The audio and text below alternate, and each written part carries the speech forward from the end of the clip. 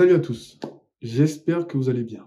Aujourd'hui dans cette vidéo, on va parler de quelque chose qui me touche. Je suis créateur de contenu et si tu veux te lancer en tant que créateur de contenu ou que tu es déjà créateur de contenu, cette vidéo est faite pour toi. La création de contenu n'est plus ce que c'était aujourd'hui. Aujourd'hui, tu peux faire des vidéos comme je te le fais actuellement ou des vidéos comme j'ai déjà fait par le passé en faisant des animations et tout ça et tout ça. Sans objectif clair, tu te tires une balle dans le pied. Peu importe que tu sois là pour monter un business ou encore un projet déjà existant, ou même pour le fun. Dans cette vidéo, je vais te donner un plan étape par étape pour t'aider à définir ton approche et créer un plan durable pour rentrer dans le game du YouTube. C'est parti. Première étape, l'importance d'un objectif clair. Il faut que ton objectif soit clair comme de l'eau de roche. Avant même de parler de faire des vidéos, de faire des posts, de faire quoi que ce soit sur Internet, il te faut savoir pourquoi tu crées des vidéos en fait. Pourquoi tu crées du contenu. Pourquoi tu crées des textes. Peu importe ce que tu crées, pourquoi tu le fais. La meilleure manière d'abandonner, c'est de ne pas savoir où tu vas. Donc il faut que tu saches dans quelle direction tu veux aller. Et te dire, oui, je vais faire 8 vidéos par mois, comme ça j'aurai 10 000 abonnés, et YouTube va me donner 1 million. Enlève-toi ça de la tête, ok? On se concentre. On n'est pas en train de jouer, c'est pas un jeu. YouTube, c'est un business. On a tous une raison de se lancer aujourd'hui sur Internet, dans la création de contenu, peu importe la plateforme. Mais si tu ne sais pas, encore une fois, et que tu ne clarifies pas avec toi-même dès le départ où tu veux aller et pourquoi tu crées ce que tu crées, tu te tires une balle dans le pied. Encore une fois. Tu ne me crois pas? Lorsque j'ai créé des vidéos un peu sur tout et voilà, mon audience l'a ressenti. Donc du coup, j'en ai pas eu d'audience puisque j'étais partout et nulle part en même temps. Ce qui fait que quand tu te disperses, eh ben, ton audience le ressent. Là, je fais cette vidéo parce que je suis créateur de contenu et j'ai déjà fait des vidéos à ce sujet sur ma chaîne, mais j'attends d'évoluer encore un peu pour faire de nouvelles. Parce que je vais faire des vidéos comme ça fait partie de mon processus. Donc, de ton côté, voici la première étape que tu dois suivre pour pouvoir développer justement quelque chose de durable sur YouTube. Donc, est-ce que la création de contenu va faire partie de quelque chose, donc d'un business que toi tu vas développer à côté ou etc. Est-ce que tu le fais pour développer une entreprise qui existe déjà? Ou est-ce que tu le fais juste pour faire des vidéos, en fait? Pour le fun, encore une fois. Peu importe lequel tu choisis, sache, et je le répète, l'objectif n'est pas le même, hein, selon ce que tu choisis. Donc choisis bien ton option en fonction de ce que tu veux faire, non pas forcément aujourd'hui, mais dans 5 ans. Étape numéro 2, choisis ton audience cible. Honnêtement, quand tu parles et quand tu fais une vidéo comme celle que je fais là, tu parles à quelqu'un. Donc moi, ce quelqu'un, il s'appelle Thomas. Il a 24 ans. Il travaille dans un job classique. Et en fait, il veut développer une chaîne YouTube à côté de son taf pour pouvoir remplacer son taf. Le sujet de sa vidéo, ben, c'est propre à lui-même. Donc ça, moi, je ne le choisis pas. Mais le fait de faire une vidéo où justement Thomas recherche plus d'assurance, plus de confiance en lui-même pour pouvoir lancer sa chaîne, eh bien la vidéo que je suis en train de faire répond à Thomas. Est-ce que tu suis ce que je suis en train de te dire? Donc, pour définir ton audience cible, il faut que tu saches concrètement qu'est-ce que ces gens-là font. Donc, si tu cibles des gens qui font du jardinage, par exemple, on va prendre un autre exemple parce que cet exemple est trop court. On va prendre un truc un peu plus complexe. Si tu vises des gens qui font du coaching en fitness, tu vises pas les gens qui font du fitness, tu vises les coachs de fitness. Eh bien, quand tu fais ta vidéo, tu parles à un coach de fitness. Tu parles pas à quelqu'un qui fait de la fitness. Dans cette deuxième étape, il est important que je te le dise déjà dès maintenant. Ok? Parce que je vais y revenir dessus après, mais c'est important que je te le dise. Les vues de YouTube ne déterminent pas combien d'argent tu vas faire. Selon l'objectif que tu t'es donné à l'étape 1. On va y revenir dessus à l'étape numéro 4. Voici comment tu peux définir encore mieux ton audience de façon simple. Pose-toi cette question. Qui est-ce que je peux aider?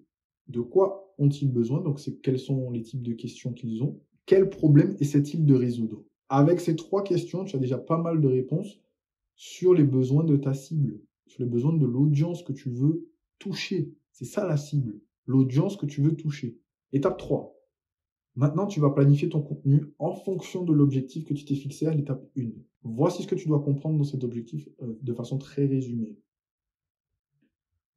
Tu dois parler à ta cible en les dirigeant vers ton objectif. Parce que si tu réponds à leurs problèmes, tu résous quelque chose à travers tes vidéos. Donc quand tu résous ces choses à travers tes vidéos, tu parles à ton audience et tu résous leurs problèmes, tu réponds à leurs questions, tu réponds à leur centre d'intérêt, puisque forcément, si quelqu'un s'intéresse à quelque chose, il peut s'intéresser à quelque chose qui est de près ou de loin lié à dont tu parles. Et c'est pourquoi, justement, tu peux développer en fait plusieurs aspects par la suite. Mais au début, il faut que tu répondes déjà à ce que cette personne veut. Pour ce faire, quand tu fais tes vidéos, tu parles à ta cible en adéquation avec ton objectif. Donc je l'ai fait un peu plus qu'en une phrase, mais c'était pour que tu cernes bien ce que j'essaie de dire. Donc je te donne un deuxième exemple. Si tu veux monter un business, montre des exemples de tes compétences.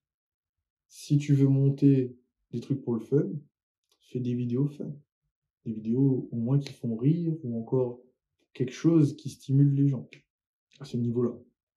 Si tu as un projet déjà existant et que tu veux augmenter ta visibilité, eh bien, il faut pouvoir faire interagir ton projet déjà existant avec cette chaîne YouTube de façon à toucher un public. La cible normalement est déjà définie puisque tu as déjà un business existant. Ce que je viens de te dire va te permettre de créer une relation avec ton audience et de créer un lien entre vous. Parce que tu vas parler naturellement de ce qui t'intéresse. Et donc, eux, ils vont ressentir que tu n'essaies pas de t'inventer quelque chose.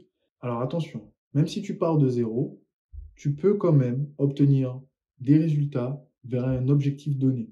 Parce que il est possible que tu partages juste quelque chose auquel tu t'intéresses. Ça peut être une compétence comme une passion. Et qu'à mesure du temps, eh bien, les gens qui te regardent depuis très longtemps, eux ne se sont toujours pas lancés et te demandent de les aider à se lancer. Ultérieurement, je ferai une vidéo au sujet du plan de contenu. Strictement que le plan de contenu, parce que c'est un sujet qui mérite d'être exploré pour le créateur de contenu. Cependant, si tu n'es pas encore abonné, ou que tu n'as même pas encore liké cette vidéo, je t'invite à le faire dès maintenant. Like cette vidéo et abonne-toi à ma chaîne dès maintenant pour suivre mon aventure. Ça me permettra aussi de le partager avec beaucoup plus de personnes. Je te remercie d'avoir liké. Fixe-toi des indicateurs mesurables. Alors maintenant, tu as ton objectif, tu as ton audience et tu as, on va dire, un départ de plan de contenu. Tu sais à qui tu parles, tu sais ce que tu fais. Il te faut des indicateurs pour savoir si tu avances dans la bonne direction. Et malheureusement pour toi, comme je le disais avant, le nombre de vues que tu fais n'est pas forcément le bon indicateur dans certains cas. Alors, je m'explique. Jonathan Hachi, que tu vois ici, l'explique très bien dans une de ses vidéos. Donc, Jonathan Hachi, ce qu'il t'explique dans sa vidéo, donc tu pourras aller la voir, je mettrai le lien en description, il t'explique simplement que pour justement ton business, en fonction de ce que tu parles, tu n'as pas besoin de faire des millions de vues pour pouvoir justement gagner de l'argent. Donc, si ton objectif, c'est de gagner de l'argent à travers un transfert de connaissances ou un transfert de compétences, et que tu mets en marge un service ou quoi, tu n'as pas besoin de 50 millions de vues pour pouvoir faire des clients. C'est pas le cas. Tu n'as pas besoin de faire autant de vues pour pouvoir faire des clients. Par contre, justement, tu peux faire 400 vues, avoir 100 abonnés et faire des clients. Ce n'est pas lié en fait. Cet indicateur-là n'est pas forcément une mesure à prendre en compte pour mesurer ton succès. Deuxième chose, il faut que tu sois fixé avec ton esprit de est-ce que tu fais ça pour la monétisation YouTube ou est-ce que tu fais ça pour développer ton propre business ou un projet existant ou pour le fun, peu importe, et faire des trucs à côté. Parce que même si tu le fais pour le fun, tu peux vendre des t-shirts, tu peux vendre des tasses, des goodies, tu peux vendre plein de choses et voilà, tu peux vendre plein d'articles, même faire de l'affiliation si tu veux. Cependant, quand tu montes un business, tu fais 1000 vues, tu as fait 100 clients par exemple à la finalité, ou même 10 clients, c'est à combien tu vas les facturer qui va déterminer justement ton succès. Donc, voici un indicateur que moi j'utilise pour mesurer mon succès sur Internet actuellement. J'utilise mon taux de conversion. Combien de personnes cliquent sur le lien qui est en description, téléchargent le PDF et ensuite lis les mails que j'envoie. 3 indicateurs. Ces indicateurs-là, pourquoi je les utilise? Parce que moi, mon objectif, c'est de développer un business en ligne. Je ne suis pas là pour faire la figuration, faire le fun. Non, non, non, non. Moi, je veux développer un business.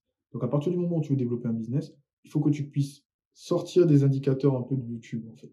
C'est important que la chaîne se développe, mais tu n'as pas besoin de millions d'abonnés pour faire de l'argent.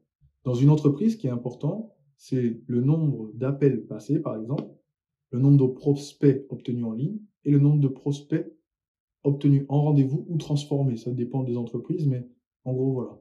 Combien d'appels j'ai eu, combien ont pris mon appel, combien ont été transformés en vente, combien n'ont pas vendu, pourquoi ils n'ont pas vendu, c'est quoi la durée moyenne d'un appel. C'est des choses comme ça que tu dois regarder, en fait. Tu ne dois pas regarder réellement, ma vidéo, elle a fait 10 vues, nanana.